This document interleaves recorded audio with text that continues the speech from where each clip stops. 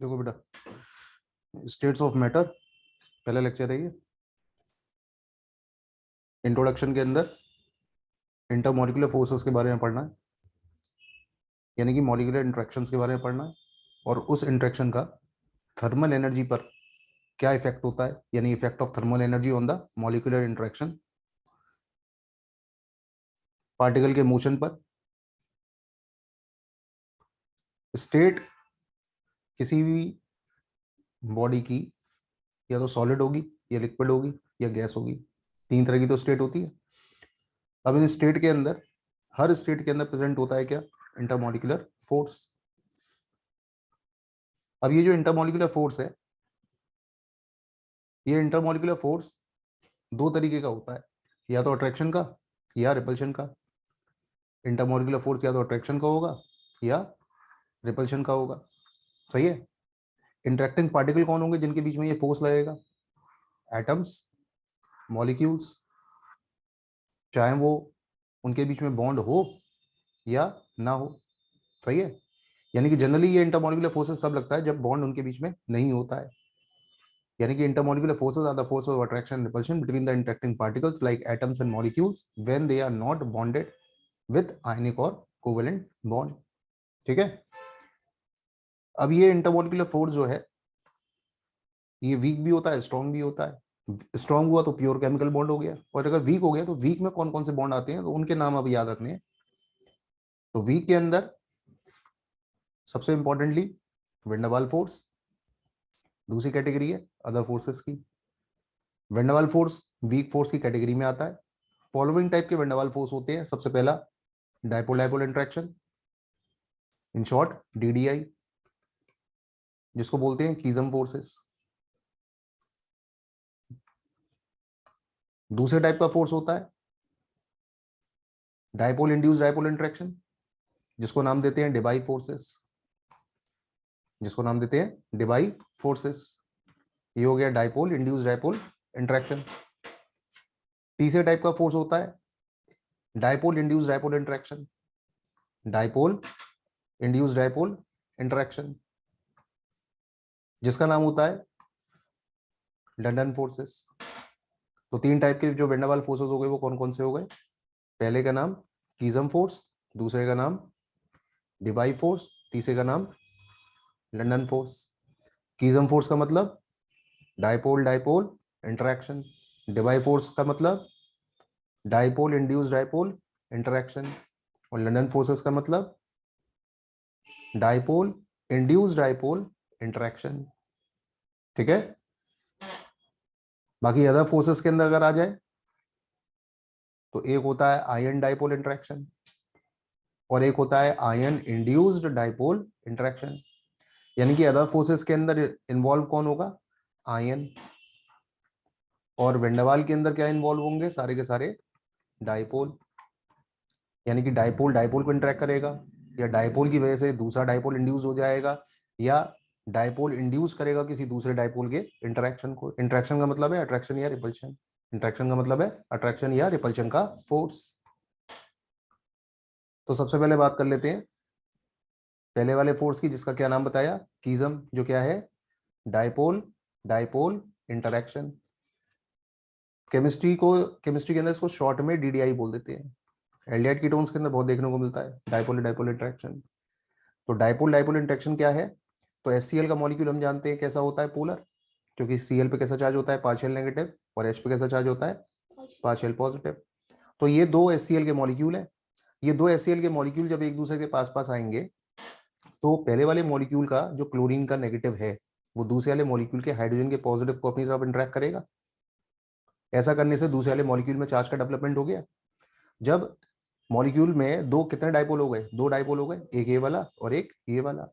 तो जब interaction polar molecules के बीच में होता है तो इस तरह का इंटरेक्शन जो होता है वो किस में आ जाता है? डायपोल डायपोल इंटरेक्शन के अंदर। और डायपोल की बात जब भी होती है तो डायपोल की वजह से इलेक्ट्रिक फील्ड हमेशा कैसे वेरी करती है? Inverse of R cube. तो इस तरह के डायपोल के लिए जो इंटरेक्शन होता है वो किसके इनवर्स रहता है? आर क्यूब के इनवर्स रहता है। तो ये तो पहला हो गया जिसका नाम है डायपोल डायपोल इंटरेक्शन, यानी कि कीजम फोर्स। दूसरा क्या है? तो दूसरा है हमारे पास ए बी, एक परमानेंट डायपोल मॉलिक्यूल है। यानी कि ये हमारे पास एक पोलर मॉलिक्यूल है।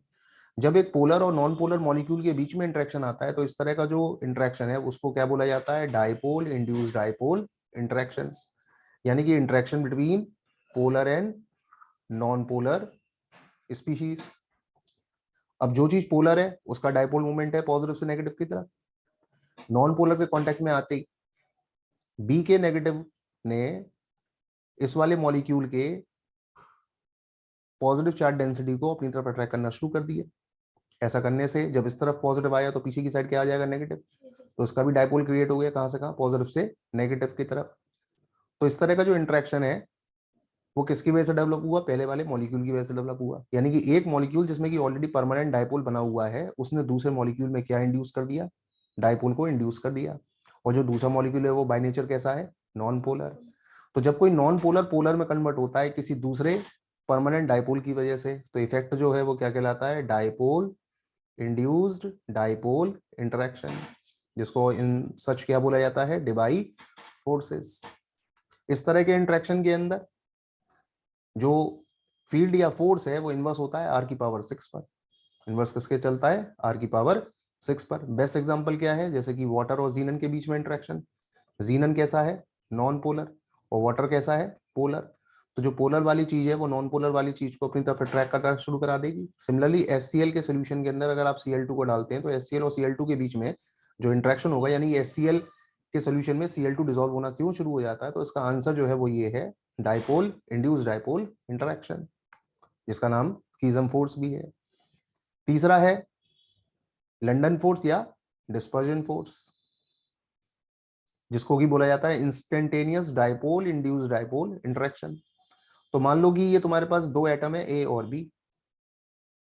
ये एटम ए की इलेक्ट्रॉन डेंसिटी है और वो एटम बी की इलेक्ट्रॉन डेंसिटी है। तो ये एटम ए हो गया, ये एटम बी हो गया। यूनिफॉर्म इलेक्ट्रॉन डेंसिटी है, यानी कि सिमेट्रिकल इलेक्ट्रॉन क्लाउड का डिस्ट्रीब्यूशन है पहले केस में। लेकिन जब ये दोनों एटम एक दूसरे के पास अप्रोच करेंगे तो इसके जो नेगेटिव है वो इस वाले एटम का पॉजिटिव अपनी तरफ खींचेगा, और इसके जो पॉजिटिव है वो इस वाले एटम का, इसके जो नेगेटिव है वो इस वाले एटम का पॉजिटिव, यानी कि इसका न्यूक्लियस अपनी तरफ खींचेगा। आ गई बात समझ में।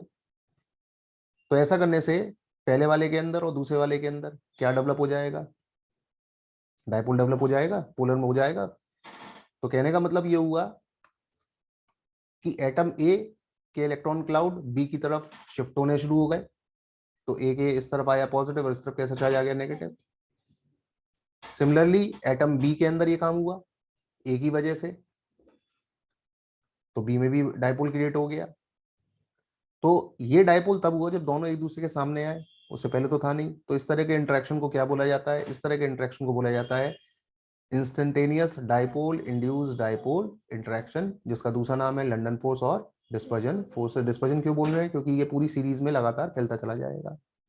ठीक है, तो इस तरह का इंटरेक्शन रखा जाता है लंदन फोर्स के अंदर। यानी कि ये जनरली आपको देखने को किसके बीच में मिलता है, तो ये जनरली आपको देखने को मिलता है टोटली नॉन पोलर स्पीशीज के बीच में। जैसे कि क्लोरीन क्लोरीन के बीच में इंटरेक्शन अगर होता है, या आर्गन आर्गन के बीच में जो इंटरेक्शन होता है वो इंटरेक्शन कौन सा होता है, लंदन फोर्सेस। सही है। तो इस तरह का जो इंटरेक्शन है उसका नाम क्या है, तो उसका नाम है यानी कि इंस्टेंटेनियस डाइपोल या इंड्यूस्ड डाइपोल इंटरेक्शन। इसी वेंडावाल फोर्स के अंदर एक कैटेगरी होती है हाइड्रोजन बॉन्ड की। यानी कि हाइड्रोजन बॉन्ड जो होता है वो एक स्पेशल टाइप का DDI है। What is a hydrogen bond, it is a very special type of dipole dipole interaction, जो कि कब बनता है, वो तब बनता है जब हाइड्रोजन किसी इलेक्ट्रोनेगेटिव एलिमेंट के साथ अटैच हो जो कि साइज में छोटी हो। पीरियोडिक टेबल के अंदर 3 इलेक्ट्रोनेगेटिव एलिमेंट हैं, कौन कौन से हैं, फ्लोरीन, ऑक्सीजन और नाइट्रोजन। तो जब हाइड्रोजन इन 3 इलेक्ट्रोनेगेटिव एलिमेंट में से किसी के साथ भी अटैच होता है तो ऐसी सिचुएशन में ये हाइड्रोजन एक मॉलिक्यूल का दूसरे मॉलिक्यूल के इलेक्ट्रोनेगेटिव एटम के साथ एक वीक बॉन्ड बनाना शुरू कर देता है। उस वीक बॉन्ड का क्या नाम होता है, hydrogen bond. Generally fluorine, oxygen, nitrogen के साथ साथ कभी कभी ये क्लोरीन में भी देखने को मिल जाता है। तो 3 तो इलेक्ट्रोनेगेटिव एलिमेंट याद रखना ही है, कौन से, फ्लोरीन, ऑक्सीजन और नाइट्रोजन। इसके अलावा स्पेशली कभी कभार क्लोरीन के अंदर भी देखने को मिलता है। इस बॉन्ड के बनने से जो एनर्जी रिलीज होती है वो होती है लगभग 10 टू 100 किलो जूल पर मोल की। इस बॉन्ड को बनाने के लिए सबसे इंपॉर्टेंट कंडीशन कि जो एटम होना चाहिए जिससे कि हाइड्रोजन अटैच हो वो साइज में छोटा होना चाहिए, इलेक्ट्रोनेगेटिव होना चाहिए और उसके पास एटलीस्ट कम से कम एक लोन पेयर तो होना चाहिए, तभी ये बॉन्ड बनेगा, वरना ये बॉन्ड नहीं बनेगा। ये हाइड्रोजन बॉन्ड इन जनरल दो टाइप का होता है, एक होता है इंटरमॉलिक्यूलर और दूसरा होता है इंट्रामॉलिक्यूलर। दो तरह का हाइड्रोजन बॉन्ड है, एक इंटरमॉलिक्यूलर और दूसरा इंट्रामॉलिक्यूलर। ठीक है, जिसकी डिटेल ऑलरेडी पहले भी आ चुकी है। नेक्स्ट बात करते हैं अदर फोर्सेस के अंदर। तो अदर फोर्सेस के अंदर मैंने बताया था कि आयन इन्वॉल्व होगा, तो पहली कैटेगरी आ रही है उसकी ion dipole interaction. Ion dipole interaction, जैसे कि NaCl को आप वाटर में डालते हैं, तो NaCl को जैसे ही आप वाटर में डालेंगे तो NaCl का Na पॉजिटिव और Cl नेगेटिव वाटर के अंदर डिसॉल्व हो जाएगा। तो पानी के मॉलिक्यूल क्या करेंगे, सोडियम आयन को चारों तरफ से सराउंड कर लेंगे। सिमिलरली Cl नेगेटिव आयन को वाटर के मॉलिक्यूल चारों तरफ से सराउंड कर लेंगे, तभी तो NaCl पानी में डिसॉल्व होगा। तो जब आयन वाटर से सराउंड हो रहा है तो ऑब्वियस ही बात है वाटर और आयन के बीच में एक इंट्रैक्शन डेवलप हो रहा है, नहीं हो रहा है। तो जो इंट्रैक्शन आयन और पोलर मॉलिक्यूल के बीच में डेवलप हो जाता है उस तरह का इंट्रैक्शन क्या कहलाता है, ion dipole interaction. The interaction between the ions and between the polar molecules is known as ion dipole interaction. अगली कैटेगरी है यानी कि आयन इंड्यूस्ड डाइपोल इंटरेक्शन। तो ये इंटरेक्शन आयन और नॉन पोलर मॉलिक्यूल के बीच में डेवलप होता है, आयन और नॉन पोलर मॉलिक्यूल के बीच में। जबकि ऊपर वाला इंटरेक्शन किसके बीच में था, आयन एंड पोलर मॉलिक्यूल के बीच में, और नीचे वाला इंटरेक्शन किसके बीच में आएगा, आयन और नॉन पोलर मॉलिक्यूल के बीच में। जैसे कि सोडियम आयन के सोल्यूशन के अंदर आपने क्लोरीन को मिला दिया, तो क्लोरीन और सोडियम के बीच में जो इंटरेक्शन होगा वो कैसा होगा, आयन नॉन पोलर, क्योंकि Cl कैसा है, नॉन पोलर। तो ये वाला जो Cl है इसके इलेक्ट्रॉन डेंसिटी को सोडियम अपनी तरफ अप्रोच कराएगा। ऐसा करने की वजह से इस तरफ Cl पे कैसा चार्ज आ जाएगा, नेगेटिव, और इस तरफ कैसा चार्ज आ जाएगा, तो पॉजिटिव नेगेटिव चार्ज का सेपरेशन हो गया। तो क्या डेवलप हो गया मॉलिक्यूल के अंदर, डाइपोल। मॉलिक्यूल कैसा था, नॉन पोलर, लेकिन पोलर आयन आने की वजह से मॉलिक्यूल में क्या इंड्यूस्ड हो गया, डाइपोल इंड्यूस्ड हो गया। इस तरह का इंटरेक्शन जो है वो किसमें आ जाएगा, आयन इंड्यूस्ड डाइपोल इंटरेक्शन के अंदर। Usually intermolecular forces are attractive in nature. ज्यादातर इंटरमॉलिक्यूलर फोर्सेस कैसे होते हैं, अट्रैक्टिव होते हैं। ठीक है, but molecules also exert repulsive forces on one another. सही है, यानी कि ज्यादातर इंटरमॉलिक्यूलर फोर्सेस अट्रैक्टिव होते हैं, लेकिन मॉलिक्यूल्स के बीच में लगने वाले जो इंटरमॉलिक्यूलर फोर्स होते हैं वो कैसे हो जाते हैं, अट्रैक्शन के साथ साथ रिपल्सिव भी हो जाते हैं। जब दो मॉलिक्यूल्स एक दूसरे के पास पास आते हैं तो ऑब्वियसली बात है पास तो वो इसीलिए आ रहे हैं ना क्योंकि एक दूसरे को अट्रैक्ट कर रहे हैं। लेकिन अगर जरूरत से ज्यादा पास पास आ जाएंगे तो दोनों के न्यूक्लियस एक दूसरे को रिपेल कर देंगे। तो जब कोई मॉलिक्यूल एक दूसरे के पास पास आता है तो उनके ऊपर अट्रैक्शन के फोर्स के साथ साथ रिपल्शन का फोर्स भी बढ़ना शुरू कर देता है। वो रिपल्शन का फोर्स किसके बीच में लगता है, दोनों के न्यूक्लियस के बीच में, साथ ही साथ दोनों के इलेक्ट्रॉन क्लाउड्स के बीच में, क्योंकि इलेक्ट्रॉन्स पे होता है नेगेटिव, न्यूक्लियस पे होता है पॉजिटिव, जिसकी वजह से जितने भी लिक्विड्स और सॉलिड्स होते हैं उनको कंप्रेस कर पाना आसान नहीं होता। This is the reason that the liquids and solids are hard to compress. Why solids and liquids are almost incompressible, because of force of repulsion, because of force of repulsion. क्योंकि कोई चीज compress तो तभी होगी ना जब वो attraction का ही फोर्स ले रही हो, रिपल्शन का ना ले रही हो। लेकिन अगर अट्रैक्शन के फोर्स के साथ साथ वो चीज रिपेल भी करना शुरू कर दे तो वो चीज तो कभी कंप्रेस ही नहीं हो पाएगी। जनरली सॉलिड्स और लिक्विड जो होते हैं इनके अंदर कंप्रेशन देखने को ना के बराबर मिलता है, यानी कि इनका वॉल्यूम का चेंज हमेशा क्या होता है, ऑलमोस्ट जीरो। हाईली कंप्रेसिबल कौन होती है, gases. Highly compressible are gases. Thermal energy की बात हो रही है, तो थर्मल एनर्जी का मतलब ये है कि अगर मान लो कि एक कंटेनर के अंदर आप कोई गैस को ले लो तो लगातार गैस के मॉलिक्यूल क्या करते हैं, वाइब्रेट। अब अगर हम नीचे से इसका टेम्परेचर बढ़ा दें तो टेम्परेचर बढ़ाने के साथ इन मॉलिक्यूल्स की क्या बढ़ जाएगी, काइनेटिक एनर्जी बढ़ जाएगी। तो रूम टेम्परेचर पर मॉलिक्यूल्स के पास जो भी एनर्जी होती है वो एनर्जी क्या कहलाती है, थर्मल एनर्जी। और ये एनर्जी किस पर डिपेंड करती है, टेम्परेचर पर। किस पर डिपेंड करती है, टेम्परेचर पर। टेम्परेचर से क्या बढ़ जाती है इन मॉलिक्यूल्स की, काइनेटिक एनर्जी। यानी कि हमें ये बात समझ में आ गई कि काइनेटिक एनर्जी डायरेक्टली प्रोपोर्शनल किसके होती है, टेम्परेचर के। टेम्परेचर बढ़ते ही क्या बढ़ जाएगा, मॉलिक्यूल्स का मूवमेंट, जिसकी वजह से क्या बढ़ जाएगी, मॉलिक्यूल्स की काइनेटिक एनर्जी। ये बात आ गई बेटा समझ में। तो कहने का मतलब ये हुआ कि काइनेटिक एनर्जी किस पर डिपेंडेंट करती है, टेम्परेचर पर। अब इंटरमॉलिक्यूलर फोर्स जो होते हैं, इन फोर्सेस की वजह से मॉलिक्यूल एक साथ एक दूसरे से अटैच रहते हैं, सही है। और थर्मल एनर्जी की वजह से इन मॉलिक्यूल्स को एक दूसरे से सेपरेट किया जाता है। यानी कि इंटरमॉलिक्यूलर फोर्सेस मॉलिक्यूल को अगर एक साथ बांधते हैं तो थर्मल मोशन उन मॉलिक्यूल्स को आपस में एक दूसरे के साथ दूर करता है। अब ये दोनों फोर्सेस एक दूसरे को जब बैलेंस करेंगे तो बैलेंस करने से मॉलिक्यूल की स्टेट डेवलप होती है। अब वो जो स्टेट है वो कितने टाइप की होती है, तो मॉलिक्यूल की जो स्टेट्स होती हैं यानी मैटर की जो स्टेट होती है वो 3 टाइप की होती है। कौन कौन सी? Solid, liquid and gas. Solid, liquid और गैस, ये हो गए मैटर के 3 मेजर स्टेट। इनके बीच में क्या क्या डिफरेंसेस हैं प्रॉपर्टीज के अंदर? तो प्रॉपर्टीज के अंदर सबसे पहला आता है शेप। सॉलिड में डेफिनेट होती है, जबकि लिक्विड और गैसेस के अंदर इनडेफिनेट शेप होती है। वॉल्यूम सॉलिड का डेफिनेट होता है, लिक्विड का भी डेफिनेट होता है, लेकिन गैसेस का इनडेफिनेट होता है। क्यों? क्योंकि गैसेस के केस में वॉल्यूम का चेंज कभी जीरो नहीं होता, जबकि सॉलिड्स और लिक्विड के केस के अंदर वॉल्यूम का चेंज जो होता है वो लगभग लगभग जीरो होता है, क्योंकि ये दोनों इनकम्प्रेसिबल होते हैं। ठीक है, उसके बाद बात करते हैं अगले की, यानी कि इंटरमॉलिक्यूलर फोर्सेस की। तो इंटरमॉलिक्यूलर फोर्सेस सॉलिड्स के अंदर हाईली स्ट्रॉन्ग और गैसेस के अंदर नेग्लिजिबल, यानी कि हाईएस्ट इंटरमॉलिक्यूलर फोर्सेस किन में पाए जाते हैं?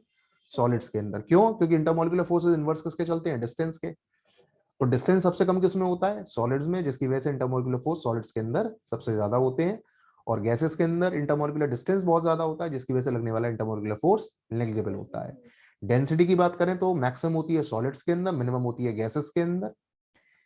एक्सपेंसिबिलिटी की अगर बात करें यानी वॉल्यूम के चेंज की बात करें तो वॉल्यूम का चेंज सॉलिड्स के अंदर मिनिमम होता है, गैसेस के अंदर मैक्सिमम होता है। कंप्रेसिबिलिटी की बात करें तो गैसेस जो होती है वो हाईली कंप्रेसिबल होती है, सॉलिड जो होते हैं वो ऑलमोस्ट इनकम्प्रेसिबल होते हैं।